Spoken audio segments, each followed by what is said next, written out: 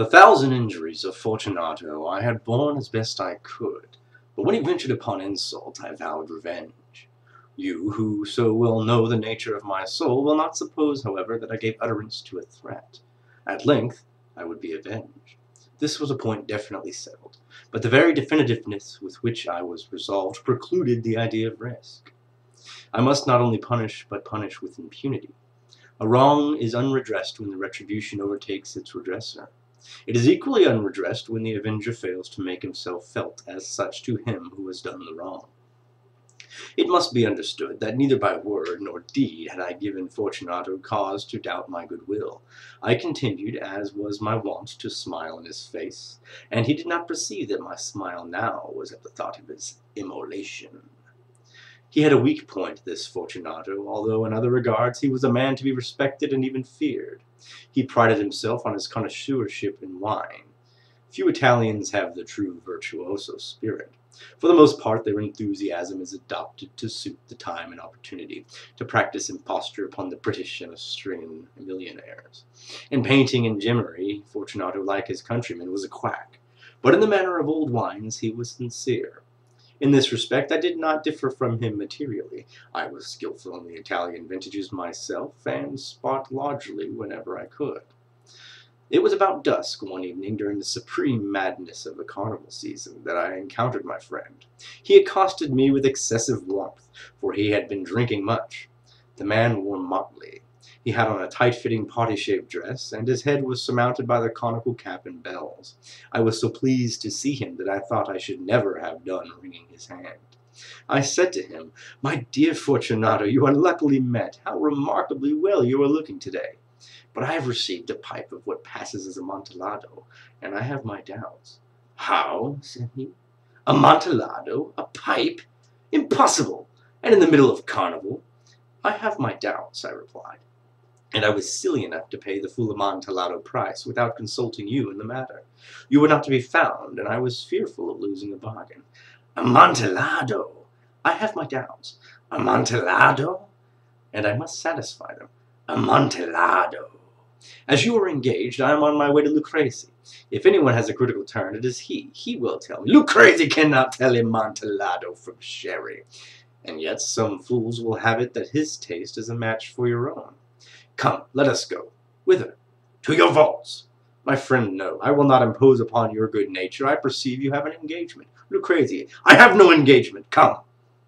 "My friend, no. It is not the engagement, but it is the severe cold with which I perceive you are afflicted. The vaults are insufferably damp. They are encrusted with nitre." "Let us go, nevertheless. The cold is merely nothing. Amontillado, you have been imposed upon. As for Lucrezi, he cannot distinguish sherry from Amontillado." Thus speaking, Fortunato possessed himself of my arm, and putting on a mask of black silk and drawing a roquelaire closely about my person, I suffered him to hurry me to my palazzo. There were no attendants at home. They had absconded to make merry in honor of the time. I had told them that I should not return until the morning, and had given them explicit orders not to stir from the house. These orders were sufficient, I well knew, to ensure their immediate disappearance once and all as soon as my back was turned. I took from their sconces 2 flambeaux, and giving one to Fortunato, bowed him through several suites of rooms to the archway that led into the vaults. I passed down a long and winding staircase, requesting him to be cautious as he followed. We came at length to the foot of the descent, and stood together upon the damp ground of the catacombs of the Montresors. The gait of my friend was unsteady, and the bells upon his cap jingled as he strode. "The pipe," he said. "It is farther on," I said, "but observe the white web-work which gleams from the cavern walls." He turned towards me and looked into my eyes with 2 filmy orbs that distilled the rheum of intoxication. "Nitre?" he asked at length. "Nitre," I replied. "How long have you had that cough?" My poor friend found it impossible to reply for many minutes. "It is nothing," he said at last.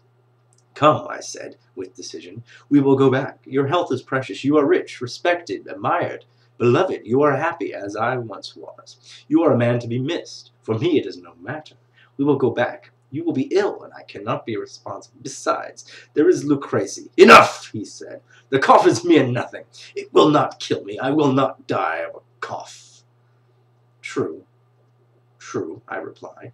And indeed, I had no intention of alarming you unnecessarily, but you should use all proper caution. A draught of this Medoc will defend us from McDamps. Here I knocked off the neck of a bottle which I drew from a long row of its fellows that lay upon the mole. Drink, I said, presenting him the wine. He raised it to his lips with a leer. He paused and nodded to me familiarly while the bells jingled. I drink, he said, to the buried that repose around us. And I drink to your long life. He again took my arm, and we proceeded. These vaults, he said, are extensive. The Montresors, I replied, were a great and numerous family. I forget your arms. A huge human foot d'or on a field azure, the foot crushes a serpent whose fangs are embedded in the heel. And the motto, Nemo me impuni lacet. Good, he said. The wine sparkled in his eyes, and the bells jingled. My own fancy grew warm with the Medoc. We passed through the long walls of piled skeletons with casks and puncheons intermingling into the inmost recesses of the catacombs. I paused again, and this time made bold to seize Fortunato by the arm above the elbow. The nitre, I said. See, it increases. It hangs like moss upon the vaults. We are below the river's bed. The drops of moisture trickle among the bones. Come, we will go back ere it is too late. Your cough. It is nothing, he said. Let us go on, but first under the draught of the Medoc. I broke and reached him a flagon of de Grave. He emptied it at a breath. His eyes flashed with a fierce light. He laughed and threw the bottle upward in a gesticulation I did not understand. I looked at him in surprise. He repeated the movement, a grotesque one. You do not comprehend, he said. Not I replied. Then you are not of the Brotherhood. How? You are not of the Masons. Yes, yes, I said. Yes, yes. You? Impossible! A Mason? A Mason, I replied. A sign, he said. A sign! It is this, I answered, producing from beneath the folds of my roquelaire a trowel. You jest, he exclaimed, recoiling a few paces. But let us proceed to the Amontillado. Be it so, I said, replacing the tool beneath the cloak and again offering my arm. He leaned upon it heavily. We continued our route in search of the Amontillado. We passed through a range of low arches, descended, passed on, and descended again, arrived at a deep crypt in which the foulness of the air caused our flambeau rather to glow than to flame. At the most remote end of this crypt there appeared another less spacious. Its walls had been lined with human remains, piled to the vault overhead, in the fashion of the great catacombs of Paris. 3 sides of this interior crypt were still ornamented in this manner. From the 4th side of the bones had been thrown down, and lay promiscuously upon the earth, forming at one point a mound of some size. Within the wall, thus exposed by the displacing of the bones, we perceived a still interior crypt, or recess, in depth about 4 feet, in width 3, in height 6 or 7. It seemed to have been constructed for no especial use within itself, but formed merely the interval between 2 of the colossal supports of the roof of the catacombs, and was backed by one of their circumscribing walls of solid granite. It was in vain that Fortunato, uplifting his dull torch, endeavored to pry into the depths of the recess. Its termination that feeble light did not enable us to see. Proceed, I said. Herein is the Amontillado. As for Lucrece, he is an ignoramus, interrupted my friend, as he stepped unsteadily forward, while I followed immediately at his heels. In an instant he had reached the extremity of the niche, and finding his progress arrested by the rock, he stood stupidly bewildered. A moment more, and I had fettered him to the granite. In its surface were 2 iron staples, distant from each other about 2 feet horizontally. From one of these depended a short chain, from the other a padlock. Throwing the links about his waist, it was but a work of a few seconds to secure it. He was too much astounded to resist. Withdrawing the key, I stepped back from the recess. Pass your hand, I said, over the wall. You cannot help feeling the nitre. Indeed, it is very damp. Once more, let me implore you to return. No. Then I must positively leave you. But I must first render you all the little attentions of my power. The Amontillado! Ejaculated my friend, not yet recovered from his astonishment. True, I replied. The Amontillado. As I said these words, I busied myself among the pile of bones which I have before spoken. Throwing them aside, I soon uncovered a quantity of building stone and mortar. With these materials, and with the aid of my trowel, I began vigorously to wall up the entrance of the niche. I had scarcely laid the first tier of masonry when I discovered that the intoxication of Fortunato had in great measure worn off. The earliest indication I had of this was a low moaning cry from the depths of the recess. This was not the cry of a drunken man. There was then a long and obstinate silence. I laid the second tier, and the third, and the fourth, and then I heard the furious vibrations of the chain. The noise lasted for several minutes, during which, that I might hearken to it with more satisfaction, I ceased my labors, and sat down upon the bones. When at last the clanking subsided, I resumed the trowel, and finished without interruption the fifth, the sixth, and the seventh tier. The wall was now nearly upon level with my breast. I again paused, and holding the flambeau over the mason work, I threw a feeble rays upon the figure within. A succession of loud and shrill screams, bursting suddenly from the throat of the chained form, seemed to thrust me violently back. For a brief moment I hesitated, I trembled. Unsheathing my rapier, I began to grope with it about the recess. But the thought of an instant reassured me.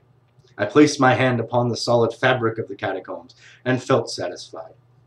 I reapproached the wall. I replied to the yells of whom clamored. I re-echoed, I aided, I surpassed them in volume and in strength. I did this, and the clamorer grew still. It was now midnight, and my task was drawing to a close. I had completed the 8th, the 9th, and the 10th tier. I had finished a portion of the last and 11th. There remained but a single stone to be fitted in and plastered. I struggled with its weight. I placed it partially in its destined position, but now there came from the niche a low laugh that erected the hairs upon my head. I was succeeded by a sad voice, which I had difficulty in recognizing as that of the noble Fortunato. The voice said, "Ha ha ha! Ha ha ha! A very good joke indeed! An excellent jest! We will have many a laugh about it at the Palazzo with our wine! Ha ha! The Amontillado, I said. Yes, the Amontillado. But is it not getting late? Will they not be awaiting us at the Palazzo, the Lady Fortunato and the rest? Let us be gone. Yes, I said. Let us be gone. For the love of God, Montresor! Yes, for the love of God. But these words I hearkened in vain for reply. I grew impatient. I called aloud. Fortunato! No answer. I called again. Fortunato! No answer still. I thrust a torch through the remaining aperture and let it fall within. There came forth in return only a jingling of the bells. My heart grew sick. It was the dampness of the catacombs that made it so. I hastened to make an end of my labor. I forced the last stone into its position. I plastered it up. Against the new masonry, I re-erected the old remains and the bones. For half a century, no mortal has disturbed them. In pace requiescat.